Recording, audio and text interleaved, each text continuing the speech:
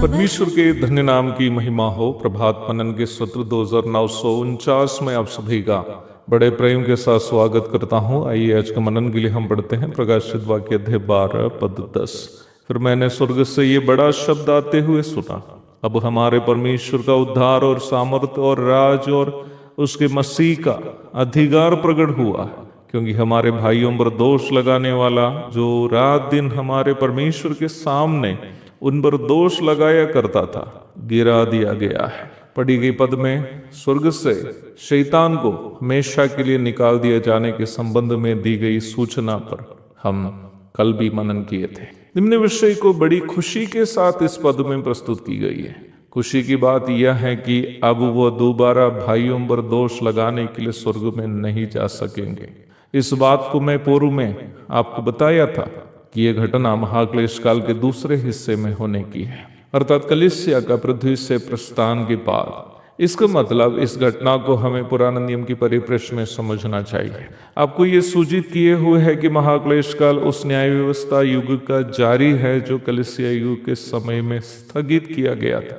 यहाँ उपयोग किया गया भाइयों करके प्रयोग एक ऐसा प्रयोग है जो यहूदियों के बीच में पूर्व काल से लेकर एक दूसरे को संबोधित करने के लिए उपयोग किए जाते थे। यहूदियों के सभाओं को संबोधित करते समय स्तिफनोस, प्रेरित पौलुस तथा अन्य कई लोग ये प्रयोग करते हुए आप वचन में देख सकते हैं। उदाहरण के लिए प्रेरितों के काम 7 की 2:22 की 1 आदि पढ़िएगा। पर यह प्रयोग बाद में कलीसिया में भी जारी रहा।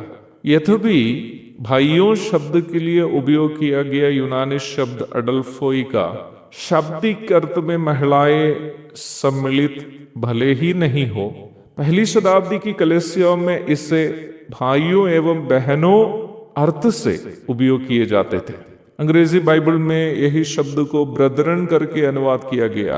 पुराना नियम और नया नियम दोनों स्पष्ट रूप में हमें ये जानकारी देते हैं कि शैतान प्रभु के लोगों पर दोष लगाते रहता है। परमेश्वर की उपस्थिति में प्रभु के लोगों को दोषी साबित करना शैतान के मुख्य कामों में से एक है। पुराने नियम में अय्यूब के प्रथम एवं दूसरे अध्यायों में हम ये बात स्पष्ट रूप में देखते हैं।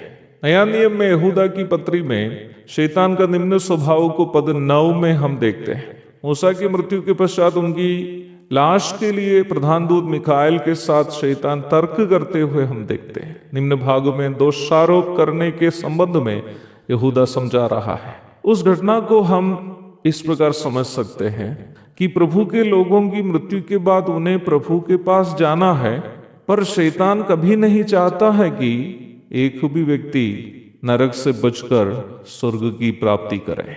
इसलिए ही प्रभु के लोगों के बारे में दोष का आरोप लगाकर उन्हें प्रभु की उपस्थिति में अयोग्य ठहराना शैतान का उद्देश्य है।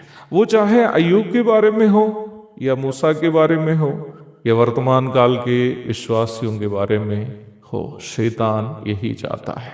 पर शैतान के इन सभी आरोपों पर प्रभु की ओर से एक ही जवाब रहता है, उसके पुत्र यीशु का लहू सब पापों से शुद्ध करता है। पहला यूहन्ना 1:7। अवश्य इस बात को हमें भी याद रखनी है कि हम में से कोई भी व्यक्ति अपने अच्छे कामों के कारण स्वर्ग की प्राप्ति नहीं कर रहा है, बल्कि यीशु मसीह पर किया गया विश्वास के कारण परमेश्वर का अनुग्रह से हमारा उद्धार हुआ है। और ये हमारी ओर से बिल्कुल नहीं, वरन परमेश्वर का दान है। फिलिप्पी 2:8। हमारे किसी भी योग्यता नहीं रहने के बावजूद अपने पुत्र के लहू से हमें शुद्ध करके दान स्वरूप परमेश्वर ने हमें उद्धार दे दिया। और शैतान जो प्रभु के लोगों पर दोष आरोप लगाकर उन्हें स्वर्ग प्राप्ति से वंचित करना चाहता है, अभी भी जो उस कार्य को करते रहता है, एक दिन हमेशा के लिए उस स्वर्ग से निष्कासित होने जा रहा है। ये बात निश्चित ही हर एक विश्वासी के लिए आनंद की बात है। इससे बढ़कर ये प्रभु से हमें मिला हुआ उद्धार का महत्व को भी सूचित करता है। कैसे?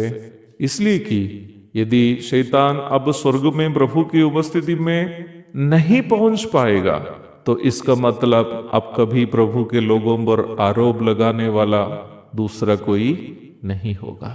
मैं यहाँ एक बात जोड़कर कहते हुए आज का मनन समाप्त करना चाहता हूं। प्यारो, स्वर्ग से शैतान को स्थायी रूप में महाक्लेश काल के दूसरे हिस्से में निकाल दिया जाएगा।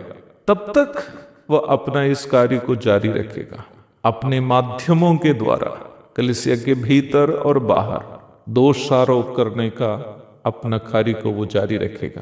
पर हम में से जितने भी लोग शैतान के माध्यम बने मनुष्यों के द्वारा झूठे इल्जामों से बदनाम हैं, निराश और दुखित है, हमें ये बात निश्चय ही एक सांत्वना है कि अनंतकालीन स्वर्गीय जीवन हमारे लिए अवर्णनीय आनंद का समय होगा, क्योंकि हमें बदनाम करने वाला वहां नहीं होगा।